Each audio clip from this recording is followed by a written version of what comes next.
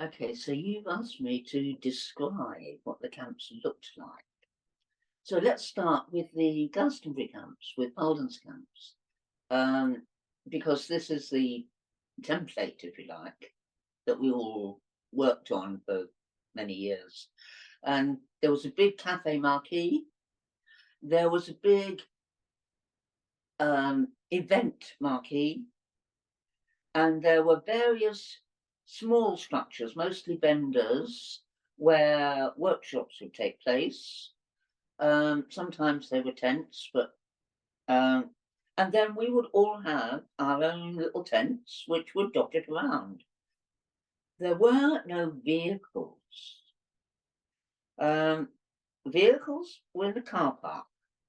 If you had a big marquee, if you were the cafe or you had the other marquee, you might be able to sneak one in surreptitiously behind the cafe or something and stay there. But mostly vehicles were in the car park, and we all lived in tents.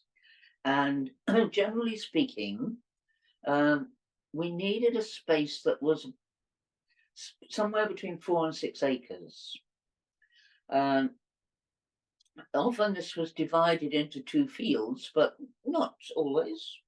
Um, and it meant that there was space for the cafe and the marquee and the big lodge, which um, they used to call it the Oak Dragon Teepee at Oak Dragons, but we called it the Rainbow Circle. We called it the Big Lodge, but it was a 24-foot teepee, um, and so that needed a good prominent spot to actually be a presence there. And the flag circle would be where we would have all our outdoor meetings. And then if it were raining or whatever, we could be inside um, the big general purpose marquee. Um, and we always would look for sites with nice trees, and we would try to find organic places, um, places where there were hedges, places where it was a feeling of being part of being on the land. Um, and this was actually a very important part of the camps, I always felt. I mean, I always used to say, the topics are bait. We want to draw people out of the cities and introduce them to campfires and living on the land and, being part of the natural world. Um,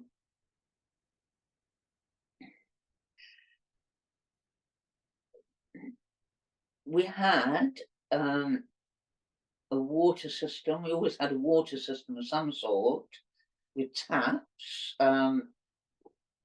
Usually just taps, not basins or anything. You'd put a bowl or bucket under the tap so that it would catch any drips and everything, and then throw it out somewhere. But so that wouldn't be. Usually, it was on a pallet so that it wouldn't get too muddy there, because that was always the problem when you've got a water source. It all muds up around it, which makes life boringly muddy.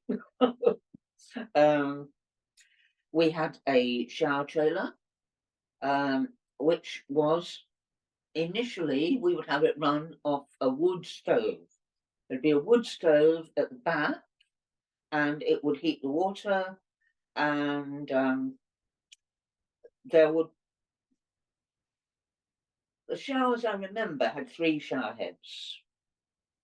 For me, the problem was that they were all shower heads, and um, there were no sort of hoses where you could hose yourself down and get in between your legs and those sort of places.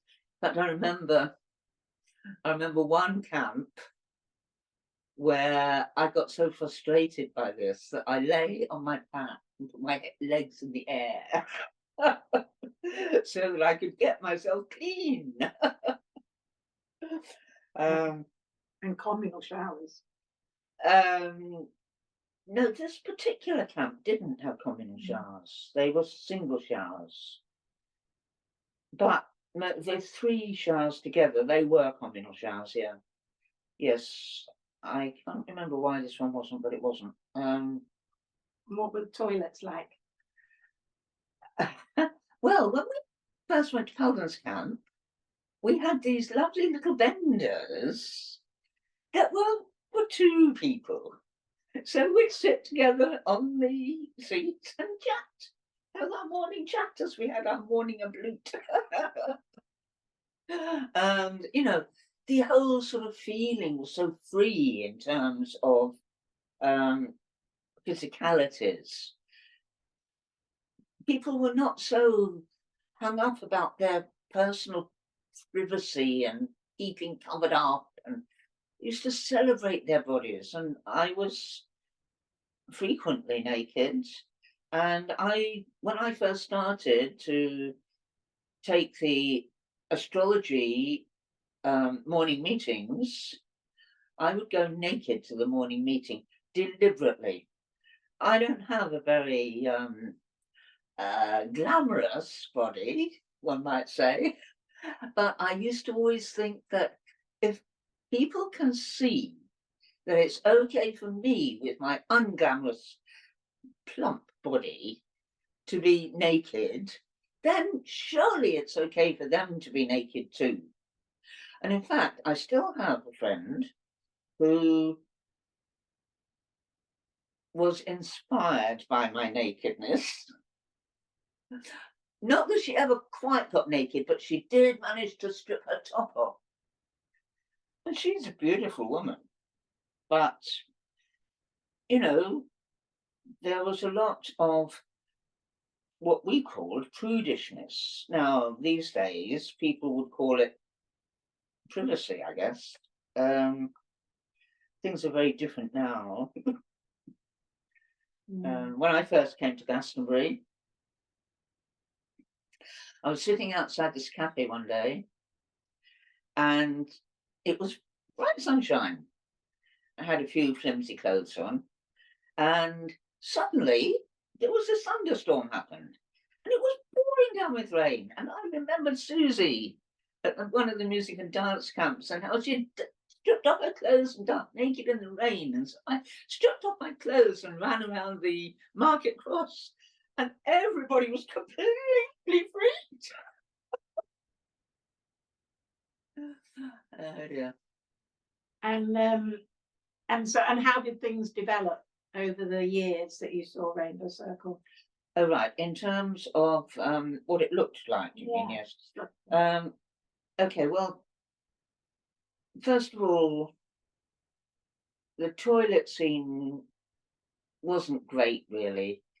It was something that, had to be done every year. You had to make sure that the structure was reasonably safe and that you weren't going to fall through the floorboards or anything. And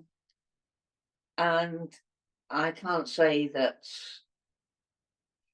they were the most popular of places, but what I do know is that I had this incredible experience one year. And I was at Flaxley, and we'd had a camp there the year before. We were going back to do our first camp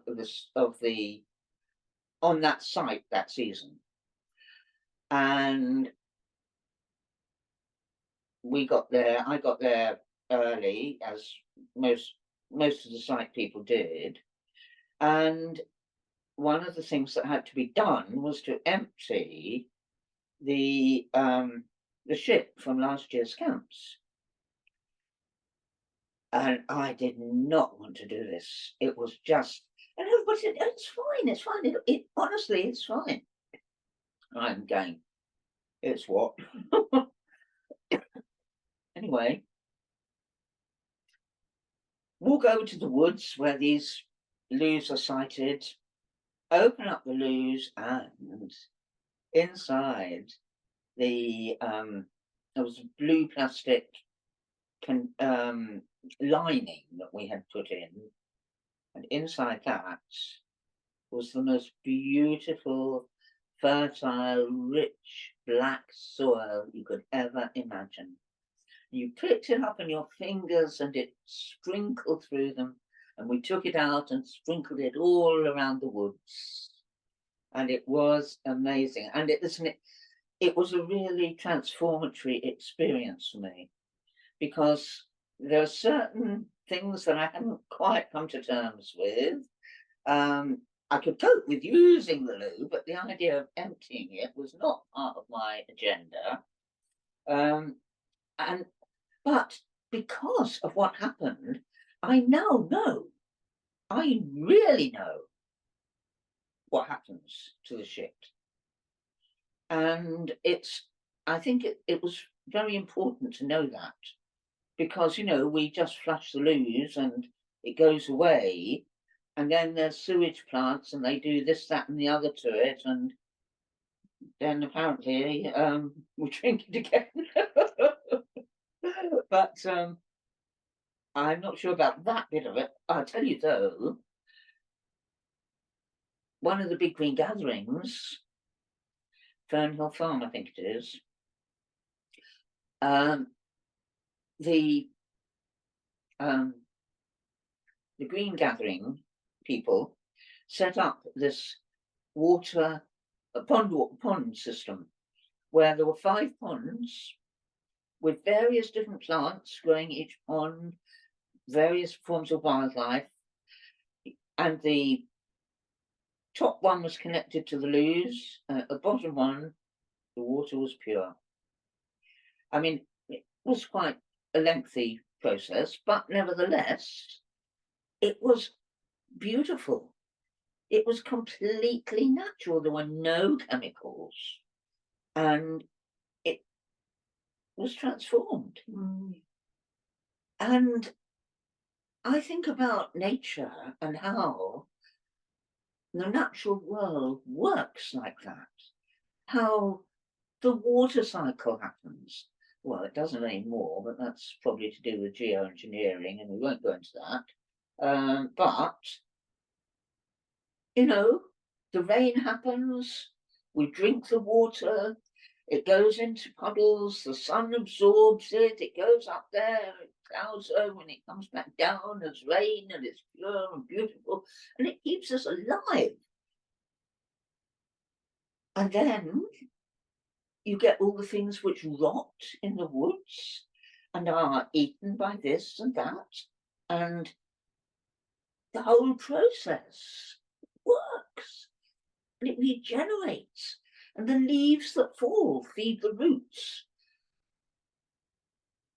You've reminded me of the amazing compost recycling systems that we used to have.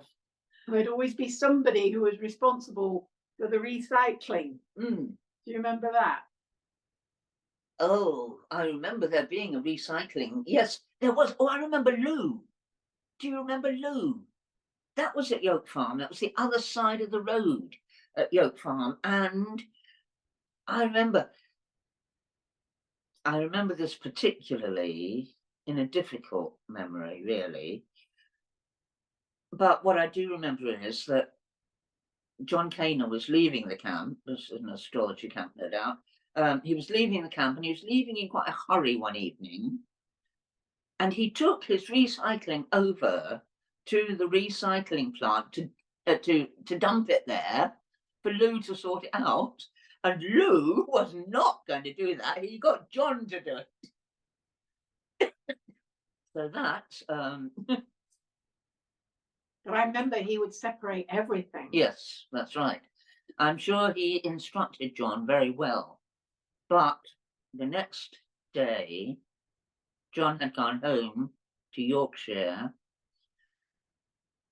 The next day, his wife and Tangi Wilson, who now lives here, they went out to get some milk for breakfast and cereal and stuff. and there was an accident, Oh. and Mel died, and Mm. Tangie had a broken neck. So that sort of overshadowed Mm. the whole of that scenario that had gone on the previous day. But I had completely forgotten about it until you said that, you see, because that's not what I remember about that time. But actually, I do now remember it.